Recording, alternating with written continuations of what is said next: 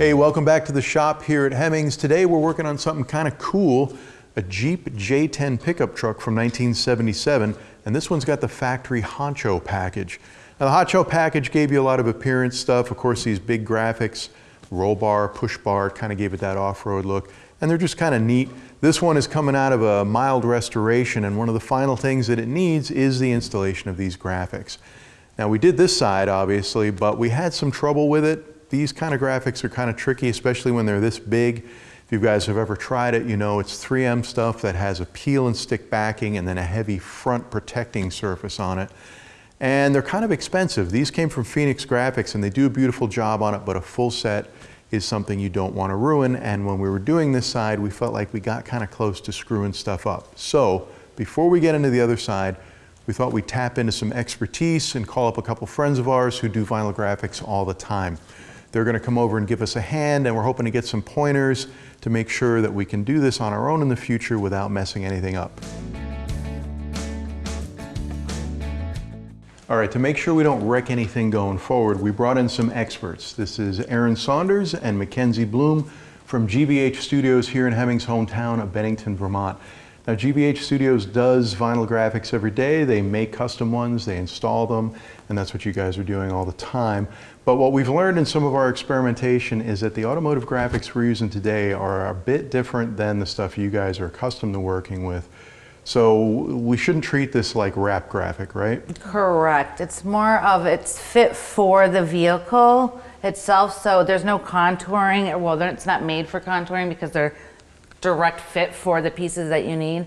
So you shouldn't use heat to stretch or anything because there's no stretchy channels in the back of the adhesive. So no heat, and we're just going to use the jelly that it came with because that's the directions that it says to use, and I think it's made specifically for the vehicle. So this stuff, once it goes down, it really should stay down. You shouldn't peel it back again, right? Right. It's not a forgiving material like a normal vehicle graphic. Okay, and then the gel that we got goes between the graphic and the surface, right? Mm-hmm. And that will allow us hopefully to slide it around and the air bubbles maybe we can work out. Okay.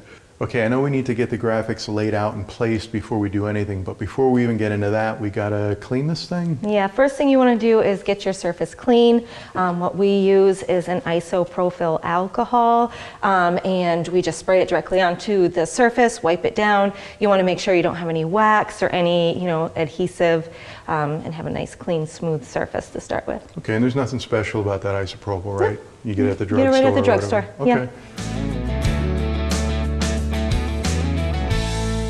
All right, the truck surface is all clean. We've got our graphics laid out and cut apart. And these came from Phoenix Graphics. You guys have probably heard of them. They do all the reproduction graphics for muscle cars and trucks. They've been at it for a long time. This stuff is really accurate to what the factory had.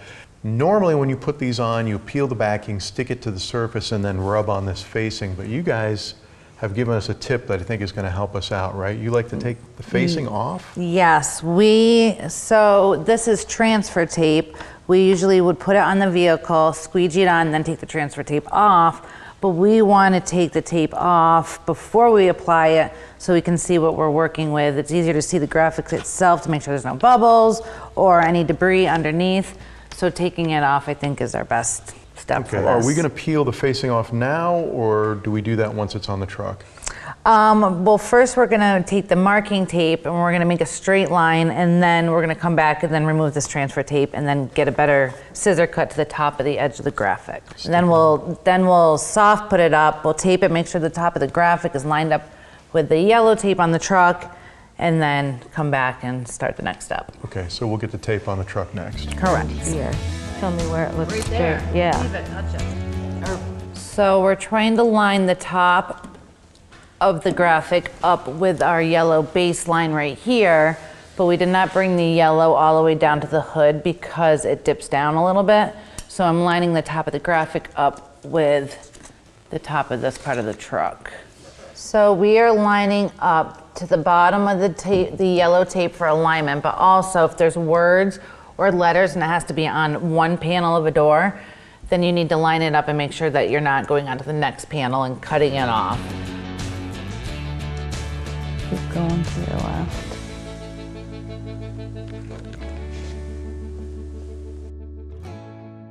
time to do the goo. We're gonna peel off the backer and then put the goo on, slide on, and then slide it on.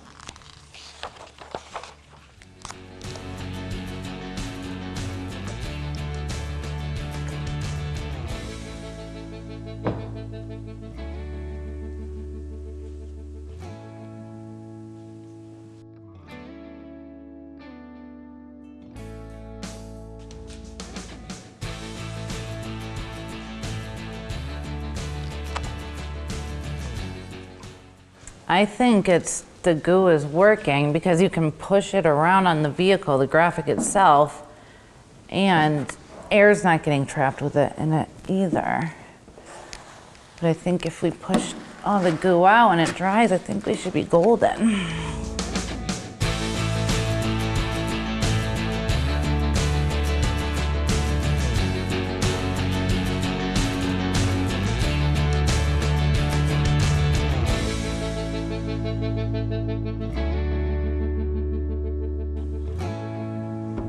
All right, and I'll work on this side, you can work on that side.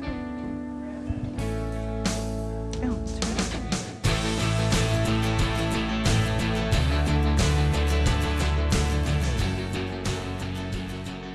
All right, I'm gonna get a test here with this nice little piece on the back of the cab to make sure that I've been paying attention to all the lessons we've gotten here today. So, let me see if I've got this right. You've got it taped here.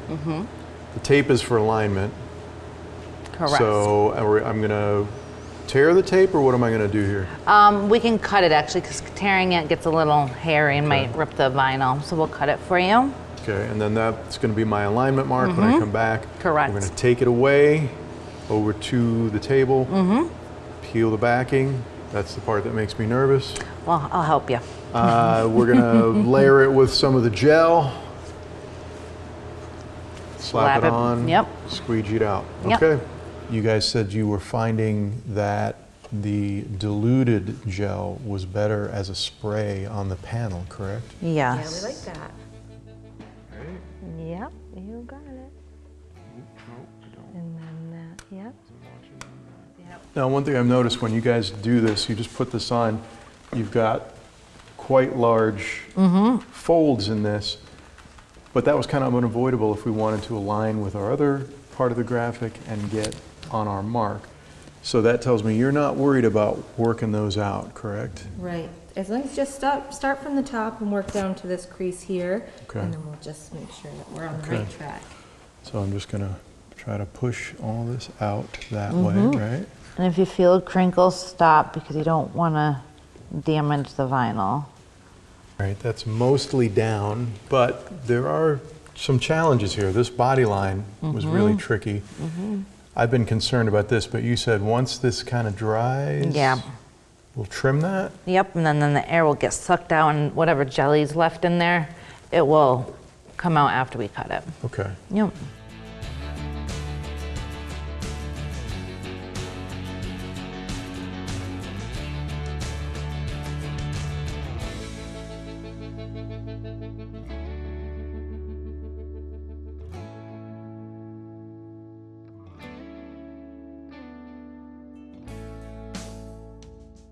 I'm just taking some of the extra stuff off. We'll get it. All right, all the panels are up on the truck. Mackenzie's using a squeegee to work out the gel from the biggest panel on the bedsides. Erin's got the heat gun out. We know we said we weren't going to use one, but she likes to use that at the end just for some details.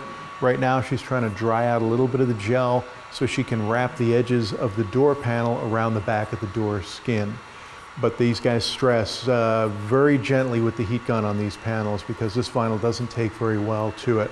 Another trick that we saw the girls use is using a pin to prick air bubbles. So we have a lot fewer of them this time because of the techniques we used. One very small prick, you work the gel out, pat it down, and then when everything dries in a couple hours, hopefully all of that stuff's going to disappear.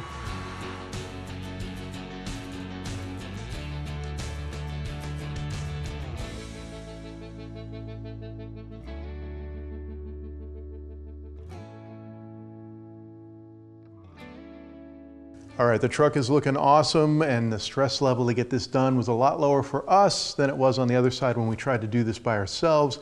So huge thanks to Aaron and Mackenzie for coming over to show us the way and get this done. Also thanks to GBH Studio right here in Bennington. If you need factory graphics for your muscle car or sport truck or anything else, go to phoenixgraphics.com and see what they've got there. In the meantime, come on back to the Hemmings channel to see what we're working on next. Thanks again, guys. Thanks, Thank Sid. you guys for watching. We'll see you next time.